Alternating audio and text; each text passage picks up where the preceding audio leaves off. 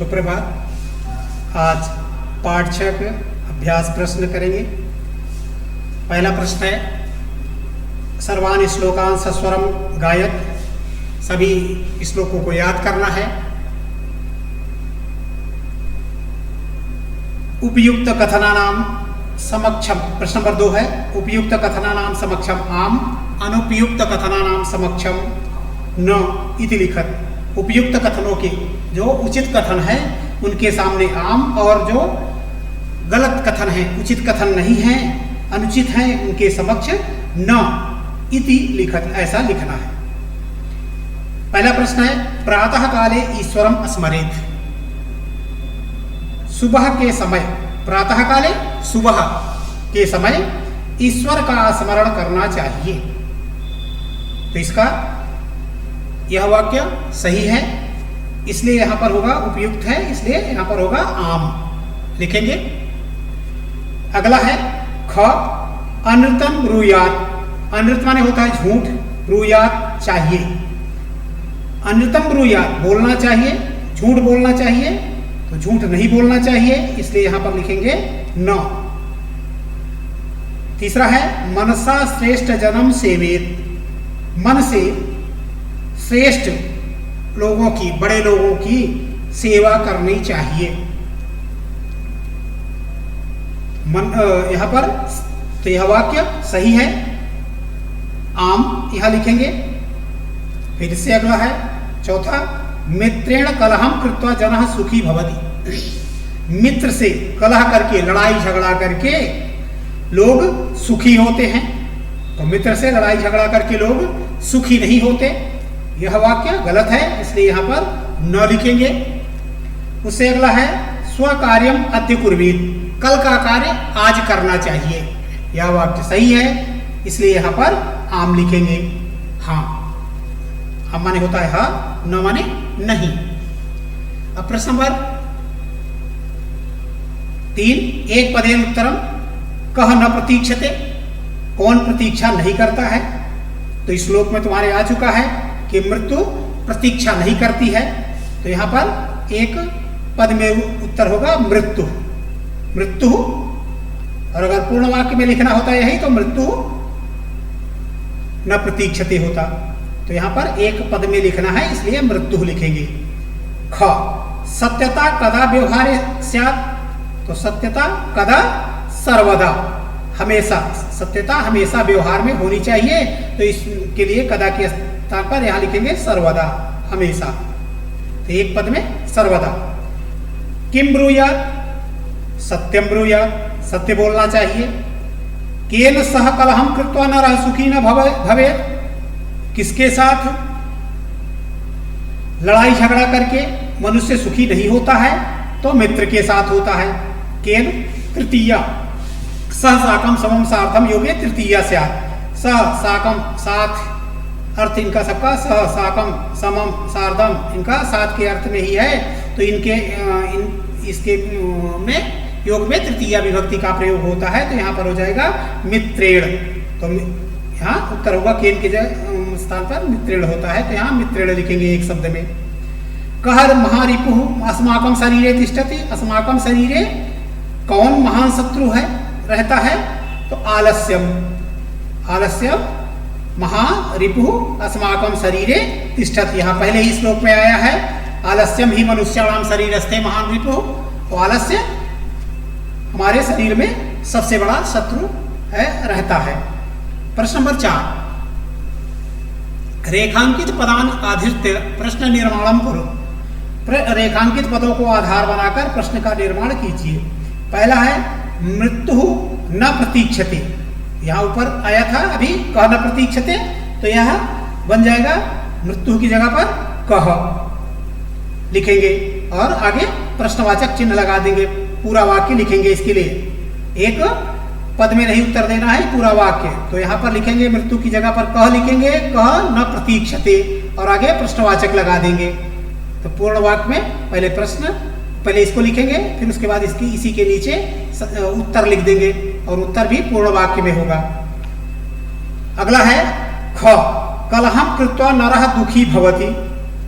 तो प्रश्न वाचक बनाने के लिए कलहम की जगह पर किम कृत्वा नरः दुखी भवति, आगे प्रश्नवाचक लगा देंगे। ग पितरम कर्मणा सेवेत, तो कम पितरम कम कर्मणा सेवेत, आगे प्रश्नवाचक लगाएंगे और उत्तर पूर्ण वाक्य में लिखना है। फिर अगला है व्यवहारे मृदुता श्रेयसी, तो मृदुता की जगह पर हो जाएगा प्रश्नवाचक बनाने के लिए का, व्यवहारे का श्रेयसी, और आगे प्रश्नवाचक लगा देंगे।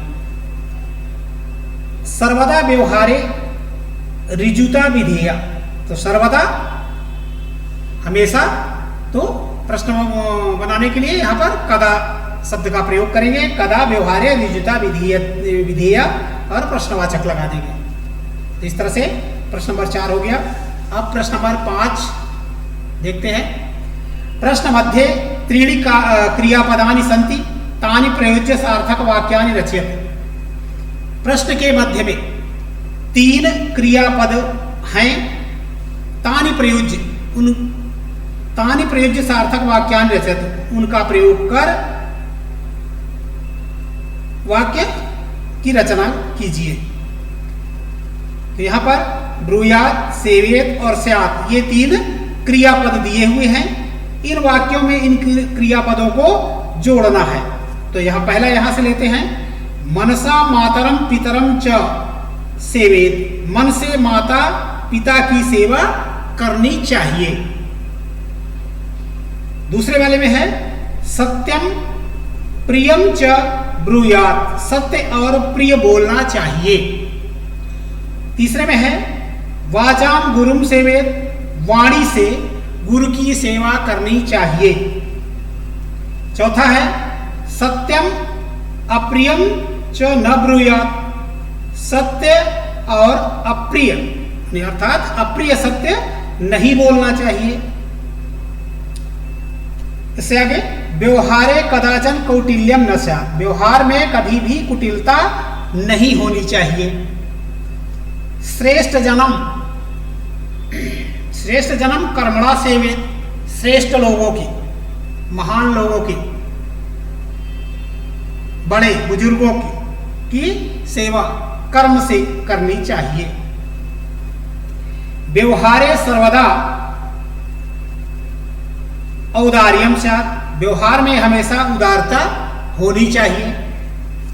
अनृतम प्रियम च न ब्रूयात्, प्रियम अनृतम प्रियम, झूठा प्रिय नहीं बोलना चाहिए। जो प्रिय लगने वाला तो हो लेकिन झूठा हो, ऐसे वाक्य भी नहीं बोलना चाहिए, ऐसे भी इनका प्रयोग नहीं करना चाहिए। हमेशा सत्य, प्रिय सत्य हो, ऐसे वाक्यों का ही प्रयोग करना चाहिए, ऐसा ही बोलना चाहिए। तो इस तरह से ये प्रश्न नंबर 5 भी हो गया। इनको क्रम से एक क ख ग घ अंग च छ और ज, ये 8 वाक्य हैं। इनको इस तरह से लिखना है कि क्रम से रहे। ये जो जिस क्रम से हम इनको करेंगे वैसे ही उसी क्रम से इनको यहाँ पर लिखना है। ये नीचे 8 ये रिक्त स्थान दिए हुए हैं, इन 8 में लिख देना है इनको, 8 वाक्य को। अब प्रश्न नंबर 6, प्रश्न नंबर 6 में मंजूषातः अव्यय पदानि चित्वा रिक्त स्थानानि पूरयेत्। मंजूषा में यानी ये बॉक्स बना हुआ है, इसमें से अव्यय पदों को चुनकर रिक्त स्थानों की पूर्ति करना है। नीचे जो ये वाक्य दिए हुए इनके बीच में खाली स्थान है, इन खाली स्थानों को भरना है। भक्ता सदा ईश्वरम स्मरति, भक्त हमेशा ईश्वर को स्मरति याद करता है, स्मरण करता है। असत्यम न वक्तव्यम, झूठ नहीं बोलना चाहिए, असत्य नहीं बोलना चाहिए। प्रियम तथा सत्यम वदेत, प्रियम सत्यम वदेत, प्रिय और सत्य बोलना चाहिए। लता मेधा च विद्यालयम गच्छतः, लता और मेधा विद्यालय जाती हैं। अपि कुशली भवान, आप कुशल से, अपि कुशली भवान, आप कुशल से हैं।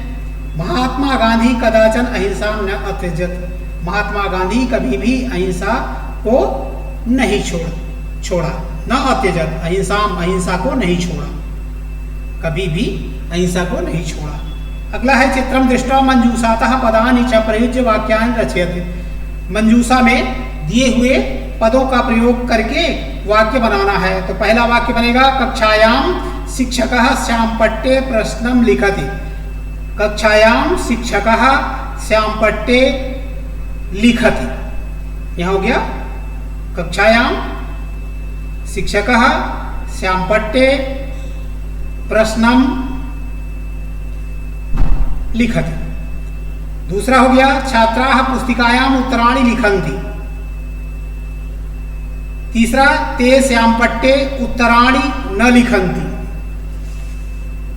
ते न लिखन्ति। सः पुस्तिकायाम प्रश्नम न लिखति, वह पुस्तिका में प्रश्न नहीं लिखता है। तो इस तरह से उत्तर पुस्तिका में प्रश्न नंबर 2, 3, 4 और 6 इनको करना है। प्रश्न नंबर 2, 3, 4 और प्रश्न नंबर 6 को करना है, और ये बाकी जो है इनको उत्तर पुस्तिका में नहीं करना है, पुस्तक में भी इनको करना है सबको, और उत्तर पुस्तिका में जो बताए गए हैं उनको करना है।